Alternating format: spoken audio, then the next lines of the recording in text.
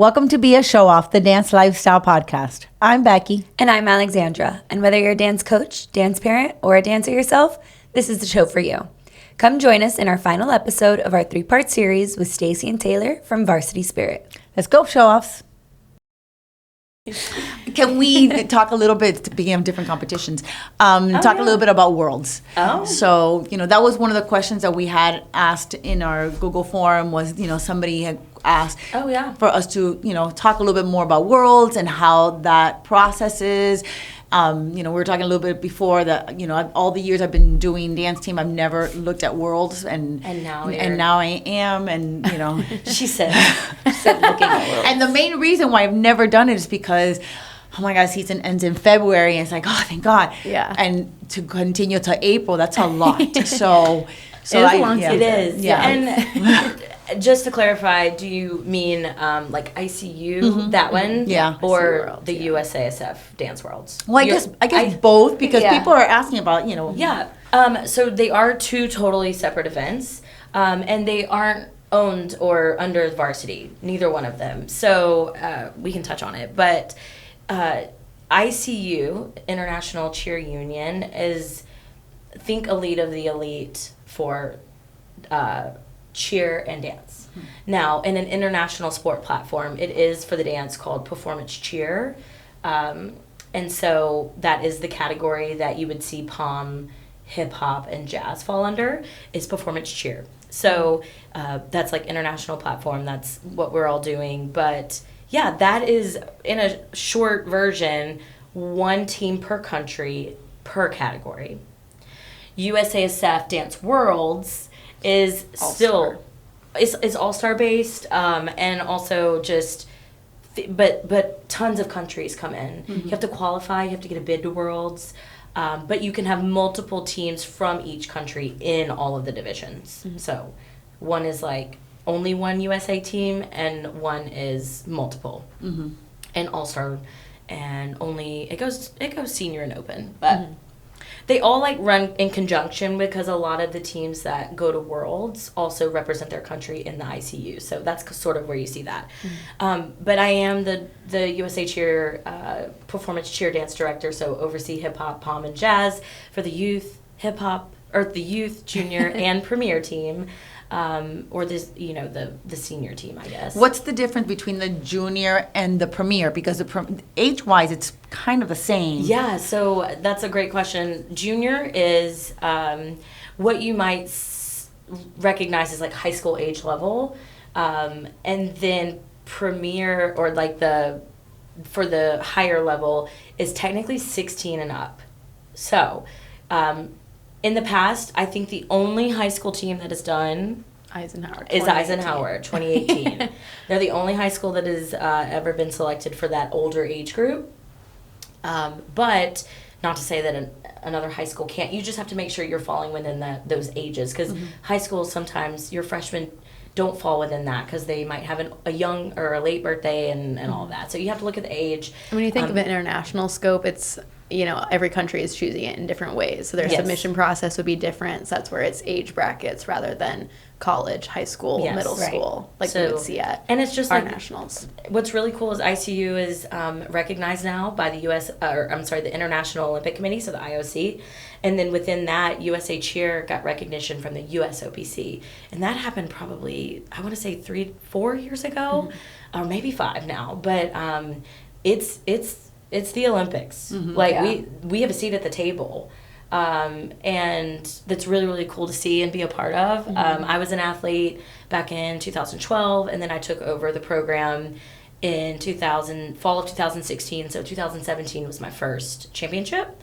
So this year will be 10 years. Wow. Yeah. That's crazy. And you were an athlete. Yeah, your first year of it, which was so cool. It was an awesome experience. And I do think it's unlike any other event, if I could just brag on it for a minute. I think so too. It's because people don't understand it, and you will never understand it until you go through the process.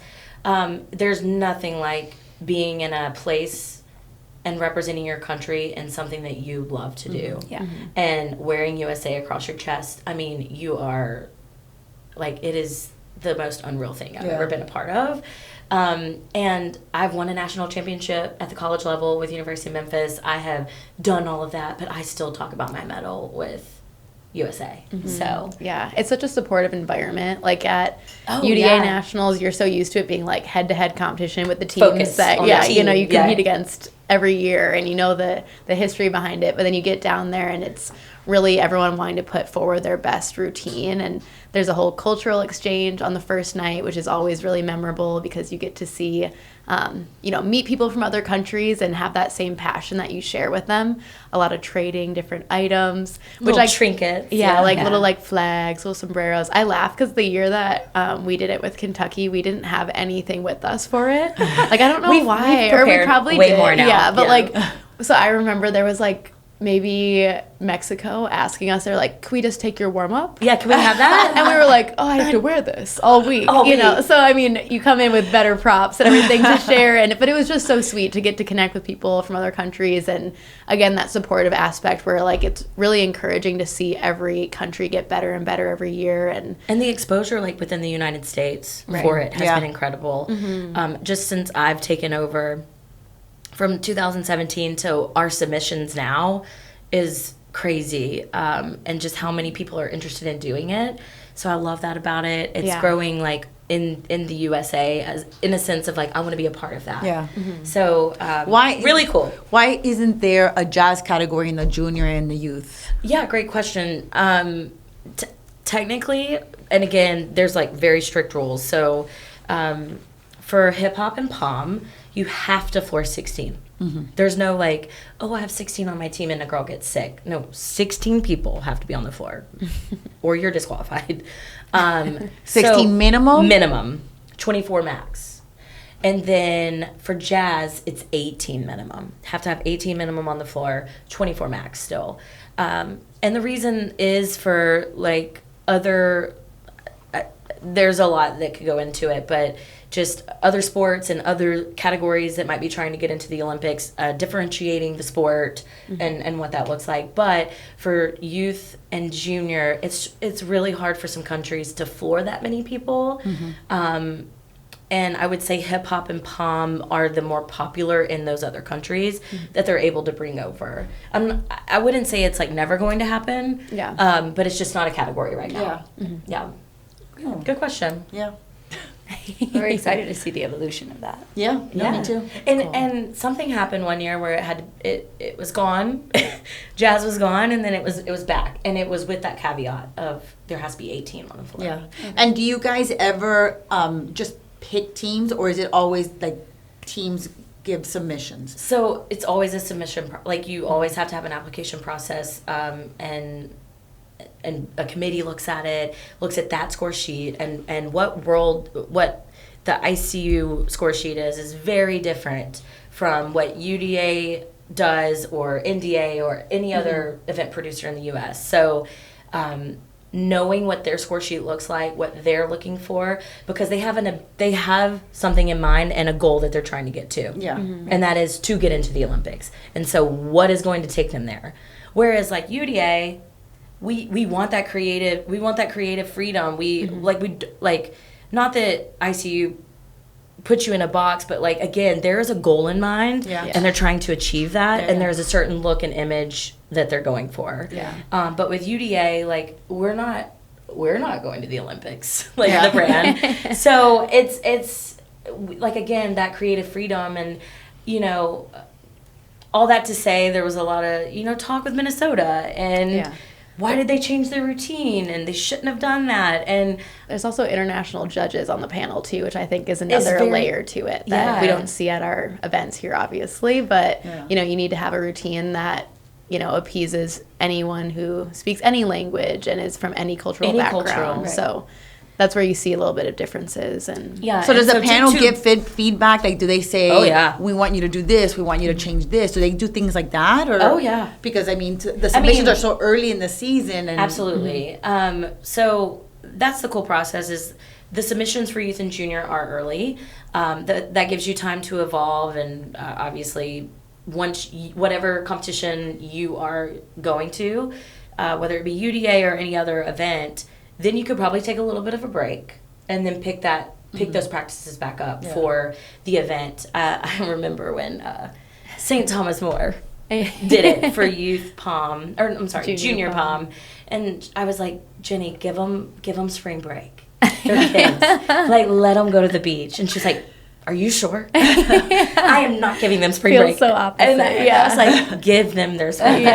And I think I even told Melissa that when Ohio State, I was like, come on, give it to them. Because, like, you've done the work. Now it's fine-tuning and changing small things that you might need to change and that sort of thing. And who is it that chooses? Is it a panel of people that choose the teams, or is it... So it's myself and my assistant, and then we also have, like, a smaller committee. It's judges that have either judged internationally, judged for ICU formally, or just, like, really close people that we trust to put that product out. And so you kind of do, like, the preliminary elimination of it and say, like, these are my preferred. And, okay. Sometimes we do interview processes. It just depends, just to get to know you. But, we watch the videos, get to know you that way, and then make the selection. So we encourage, really cool. encourage coaches to go and try. Yeah, because when I was saying that, I feel like a lot of people wait to do it because they're like, oh, if I don't win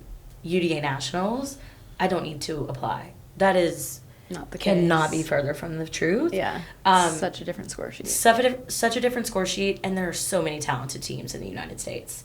Just because you feel like you didn't win your competition that your team goes to at the end of the season does not mean you're not a great candidate. Right. Yeah.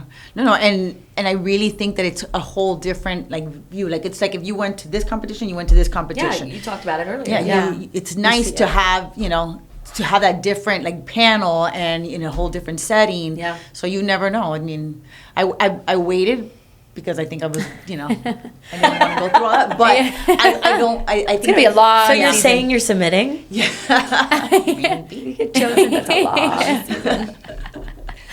But thank you for asking. I do know that there's a lot of questions surrounding it. So And I think that the process is just something that everybody doesn't understand.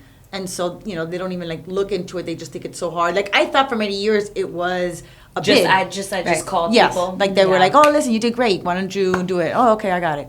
Like, that's what I thought it was for many years. So And maybe the very first year that was the case. Yeah. I feel like Minnesota did all three.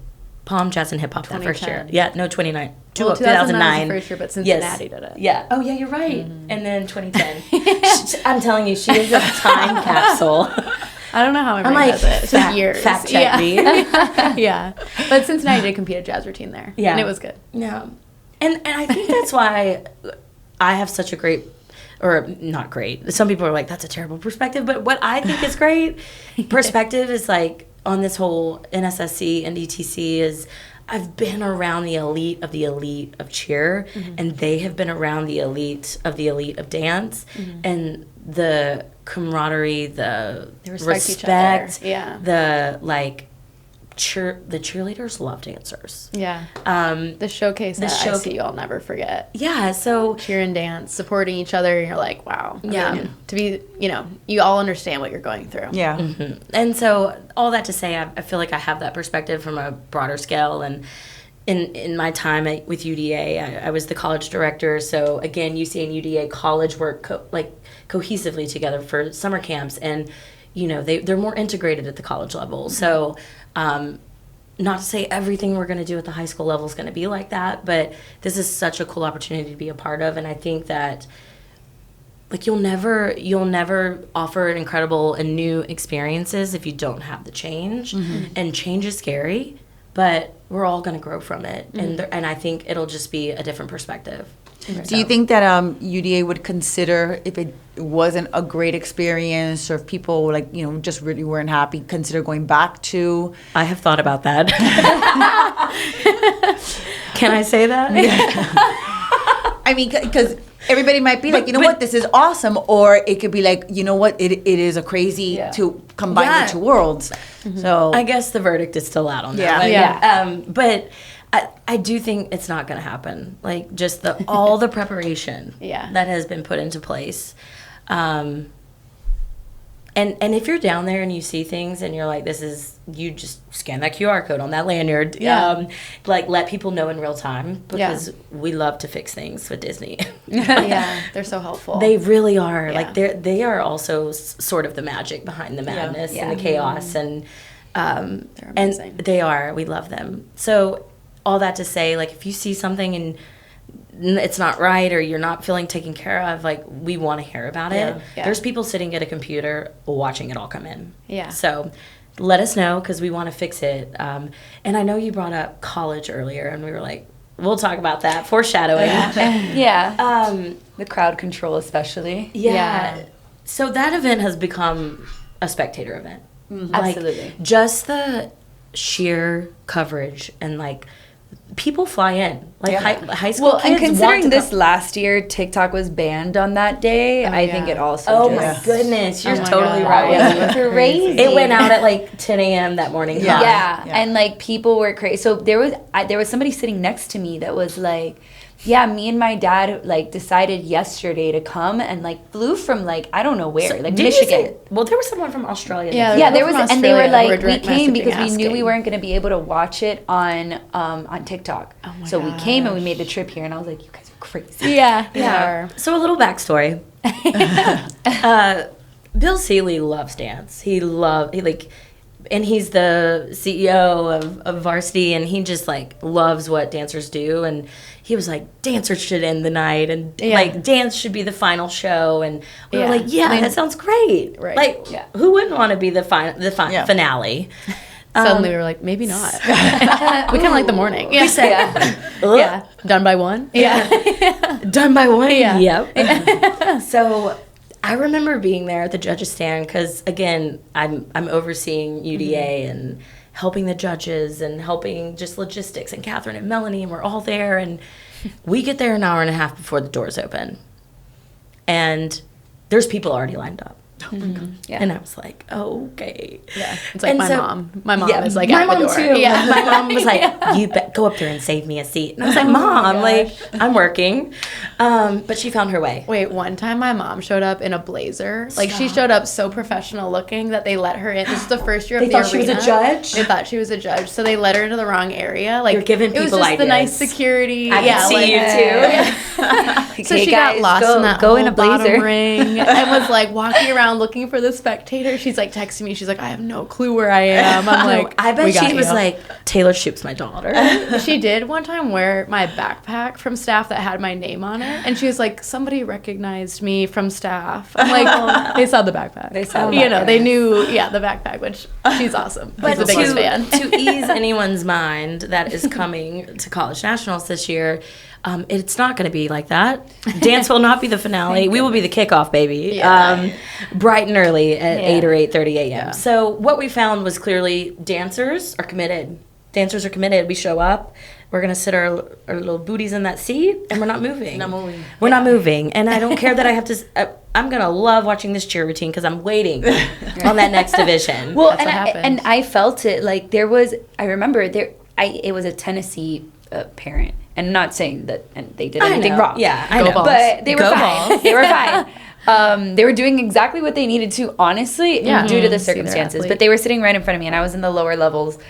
And they were sitting there the whole time, like from the morning to when they competed. And when I tell you that they were like at 6 p.m., I'm not kidding. Yeah, like, I can imagine. They were just chilling there the entire day. People were scared to go to the bathrooms. Right. Yeah.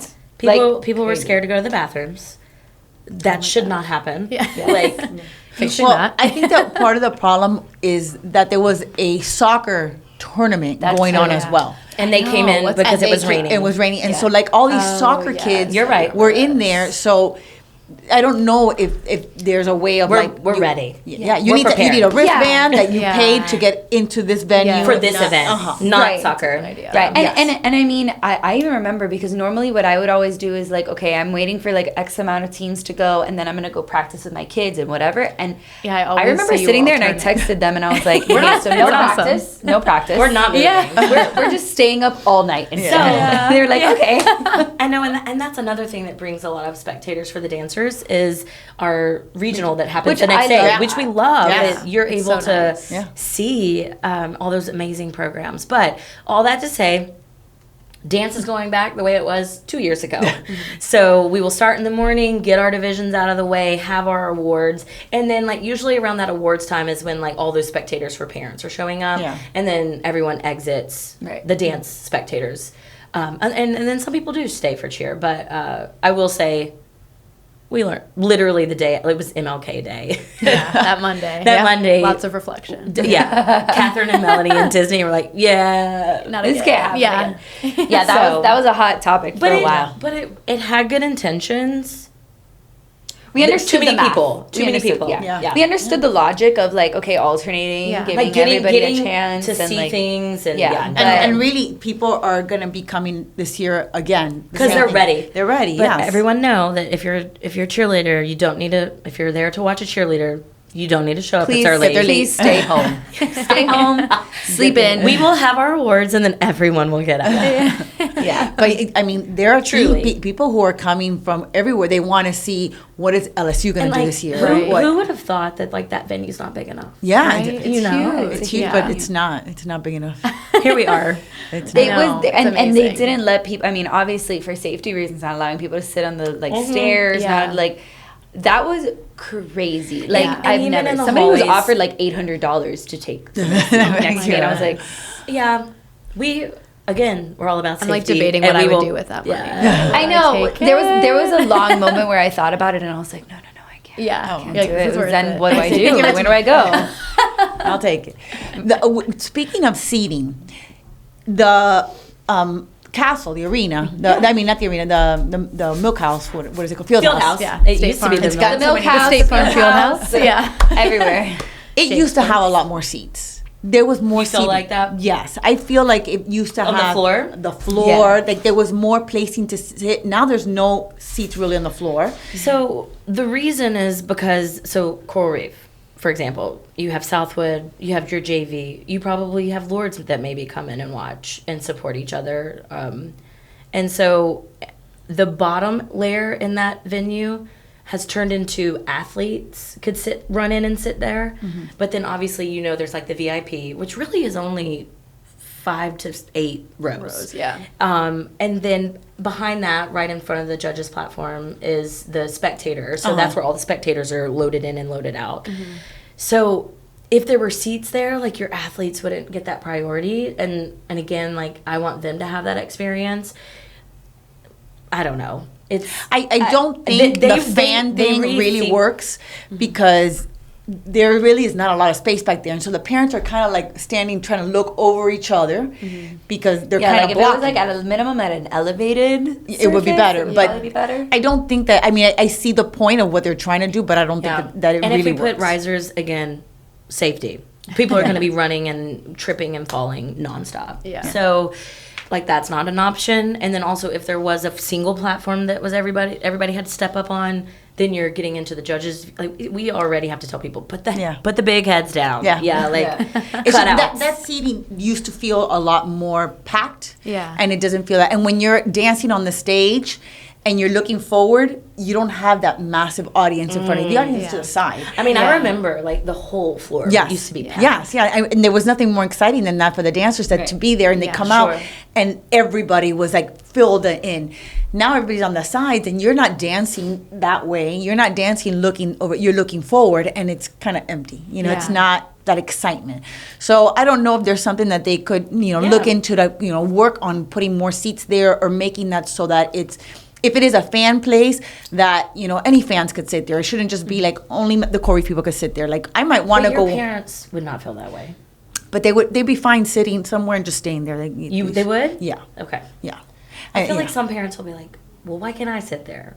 Well, they got here at 8 a.m. Yeah. No, I think that's it's for like the kids. I think that the kids should be on the floor. Agreed. I think that they're the ones that are hyping up and stuff. And a lot of times they're running back and forth. Yeah, and you want to watch other teams. Like I remember that was the excitement of like dancing and running back around to go see St. Thomas More is coming out. Yeah. So athletes in general. Yes. Yeah, we could probably handle that because right now it is for like the team that's competing.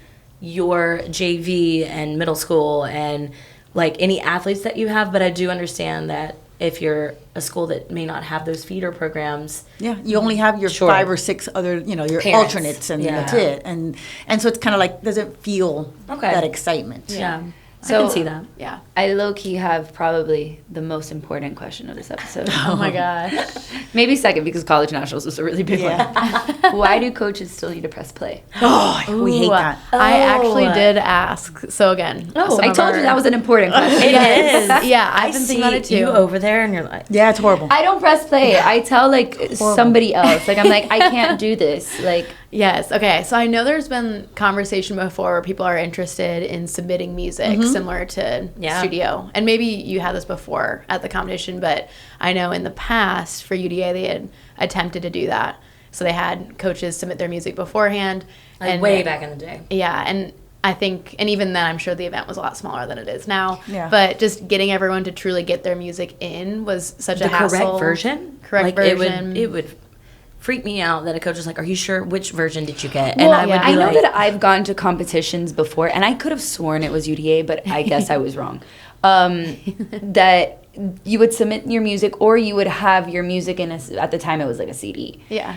But that there was like a table where you could hear your music Playback. before. Oh, yeah. Yeah. And like something like that I feel like would be so helpful. Yeah. Yeah. And at the end of the day, like I think most coaches are going to want to submit their music before. I think most coaches don't want to press play. Yeah. Yeah. So I know they did try it, and people weren't sending in their music enough, or they weren't aware of how to send in their music. So they said they used to do some hotel check-ins where at each hotel they would have a representative there to make sure that their music had gotten in, and just the extent of it was too hard to manage. And I think about it too from like a studio perspective. Like I know studio nationals would run that way, but when you think of it, like you would have 12 studios there competing, that could still make up, a whole weekend of competitions versus at UDA when there's, hundreds of teams who each have 2 routines or however many routines they're competing. Like it's a lot more people to get their music from compared to a studio. Yeah. and making sure it is the right one.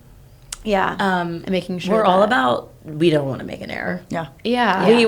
But I think that we've probably evolved as coaches since that happened. Yeah. In that That's true. It is more the norm Technology now. too. Yeah. Of sending, it's not as hard. Like if you would have told me Right. 10 years ago sending your music, I'd be like, oh my God, how do I do that? Yeah. Yeah. But now Sure. it's so easy. It's Yeah. on your phone. It's so easy to So submit. is it the pressing play? Yes.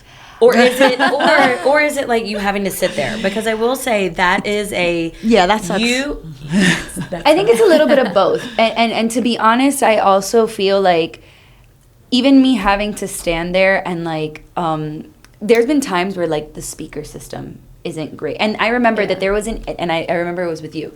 There was an email that came out that was like, make sure that you do it not from a phone, do it from another device, whatever it was. Yeah. Like an iPad. And I remember that I had used my computer and my music played fine. You went right after me, and it was at regionals, and you played it off the iPad, which is exactly the instructions that we were supposed to follow, and the music was super low. Yeah. And it was because of the device, because the second we played it off the phone, it was fine.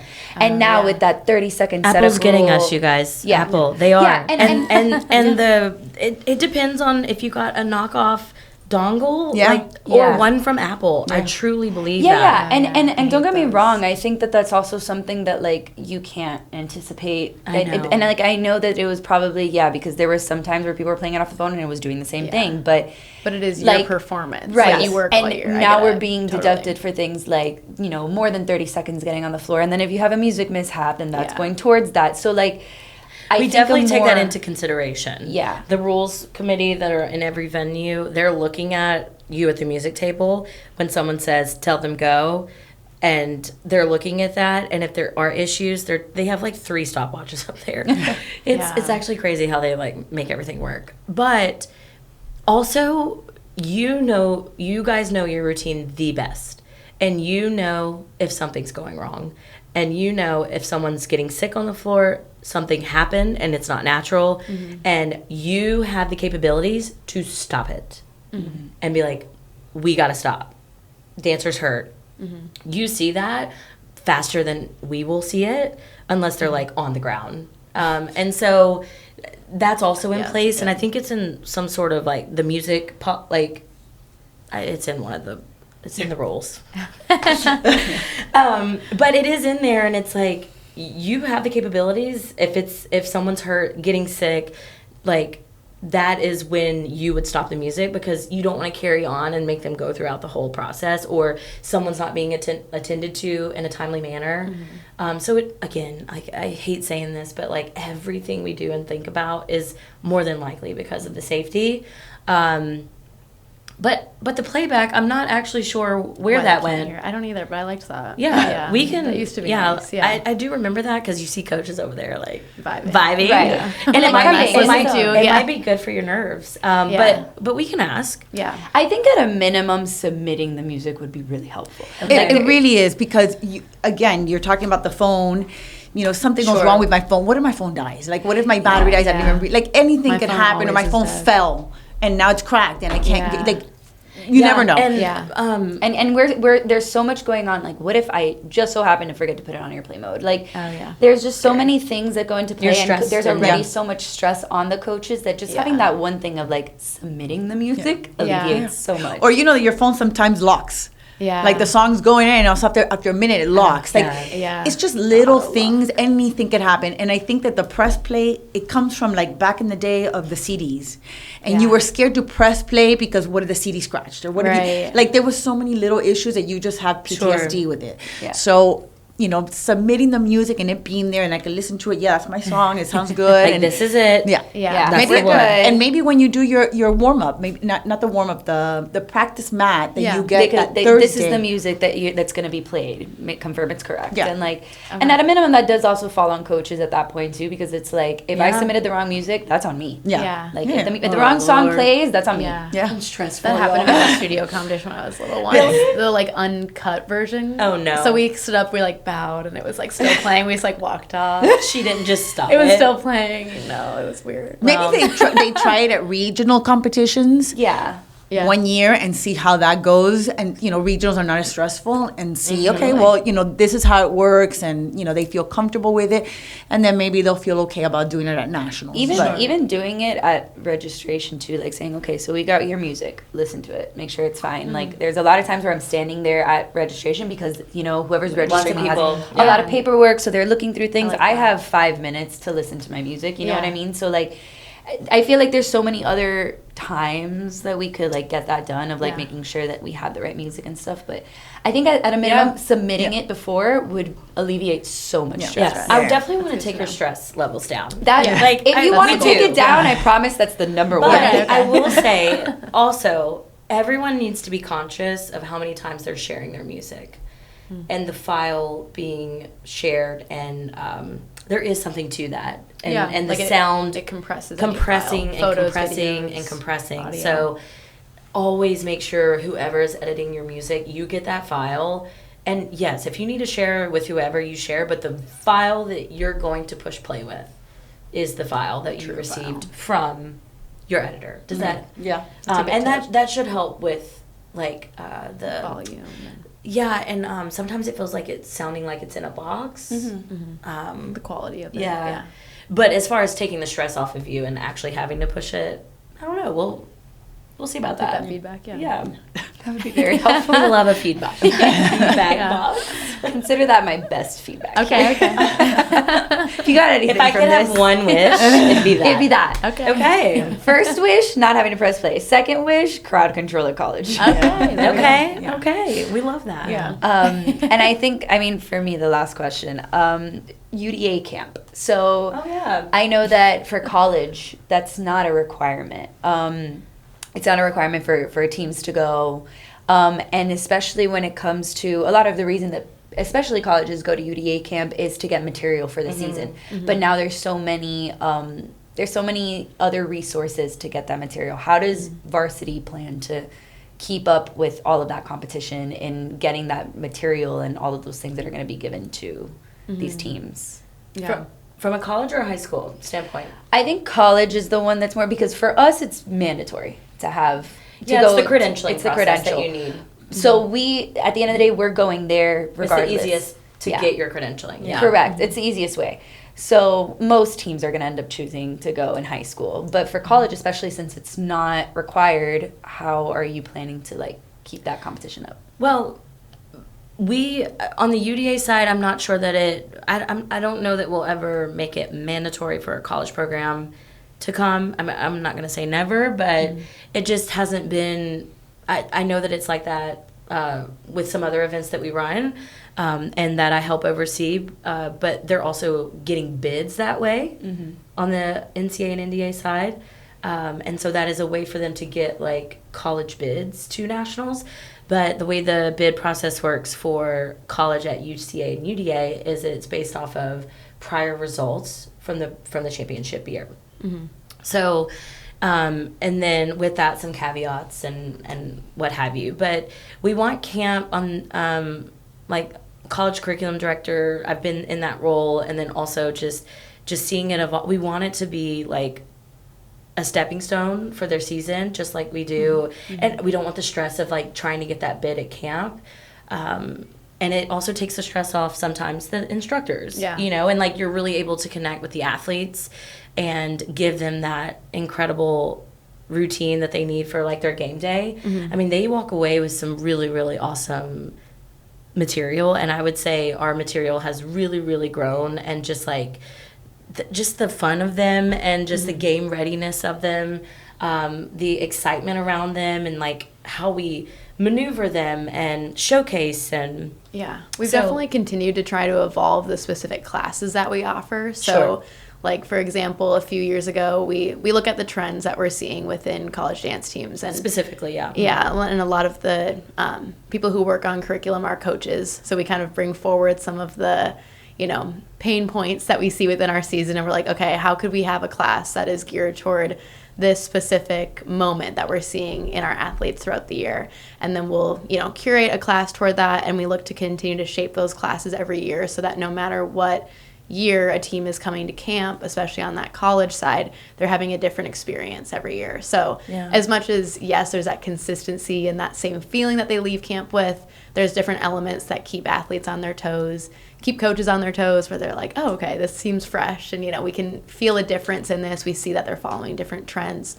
So that's been a huge encouragement toward that idea of just offering something different every year. And I want to challenge any coaches out there that are like, we don't do it every year at the college level or what have you, for whatever reason. But you see the teams that do consistently come every year and what they're getting out of it, whether it's the bonding, getting to know their new athletes, but then, like, being around the other college and collegiate dancers, like, such a good push. It's such a push for them, and then it just, like, ignites them going into their season, which most of them, a majority of them compete. But even though we're not doing anything at our camp that is geared towards nationals, it's just, like, being around those like-minded athletes and people that keeps those programs coming back. So I think what we're giving is an incredible product, and people that consistently come, like, and then somehow they miss it one year,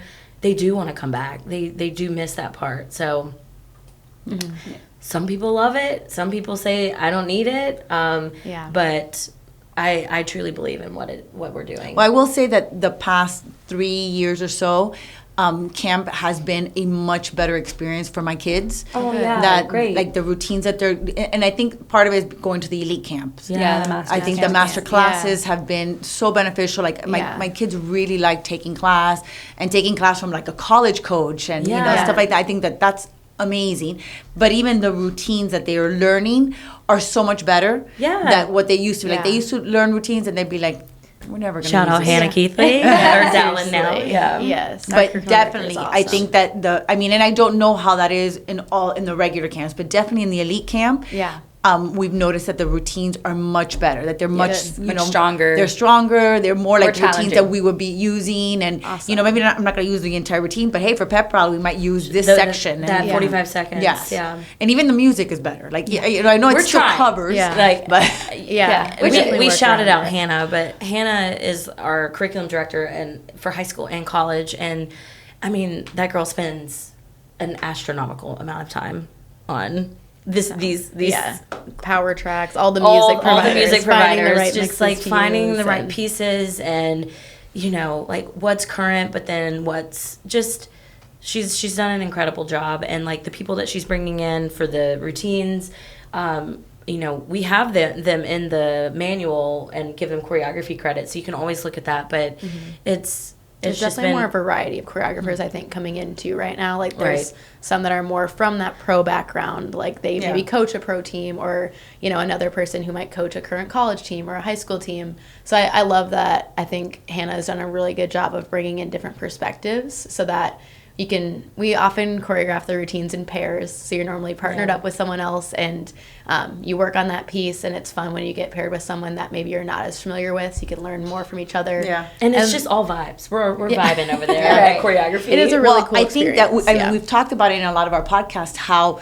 the commercial world and dance team world have kind of like crossed over, and I think that there's more of these amazing commercial choreographers coming over into the dance team world, choreographing all these amazing, even incredible studio, that you like, from the studio convention world, or like tours, and like again, so you think, or like Dancing with the Stars, and they are so intrigued by dance team. Well, and it creates a new challenge for them. Like it's something that they like when you're choreographing for like commercial, or even like in concert world, you don't think about, I have to feed that camera, and I gotta it's like a production, where like it's 2 consecutive minutes on stage. You need to focus on staging. Everybody dancing at the same time. We're not running over flat back from a the wing. There's so much more that goes into it, so it pushes the choreographer's creativity. So having that crossover and I feel like that's happened at the camp routines, that they are a mix Thank you for that feedback. That's awesome. If I didn't like it, you guys would have heard about it. Which is good. We love it. We love it. You mentioned too our master's camp, which is our most competitive high school camp for UDA, that master instructors that they have with the college coaches has been a huge upgrade for sure. And then I think on the college side, getting back to college camps, especially this last year, we were able to introduce a lot more of those industry leader master instructors. Like you said, there's been that fusion the past couple years, so we've been able to find those master instructors that just give a little bit more of that edge that a college dancer might not get throughout their season. I mean, a lot of college teams right now are definitely evolving their clinics to have some really amazing master instructors.